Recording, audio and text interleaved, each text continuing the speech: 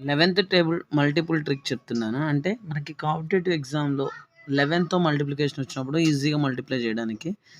ఇది పెద్ద ట్రిక్ ఏం కాదు. కొంత టైం ఎంతో కొన్ని సెకండ్స్ అయినా మనకి సేవ్ అవుతుందనేసి జనరల్‌గా 7 11 జా 72, 2 11 జా 22 ఈజీగా చెప్పేస్తాం. కానీ 72 11 సార్ అన్నప్పుడు కొంత టైం పడుతుంది కదా!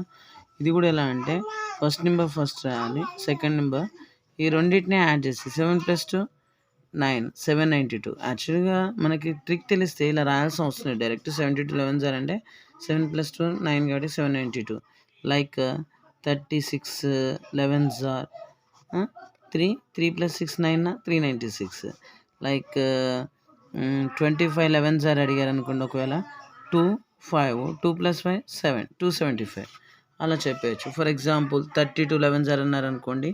3 + 2 5 32 11 జార్ 352 32 11 జార్ 3 + 2 5 కాబట్టి 2 నెంబర్స్ని యాడ్ చేసి మిడిల్లో పెట్టుకోవాలి. ఇన్ కేస్ మిడిల్లో మనకి 2 నెంబర్స్ వస్తాయి.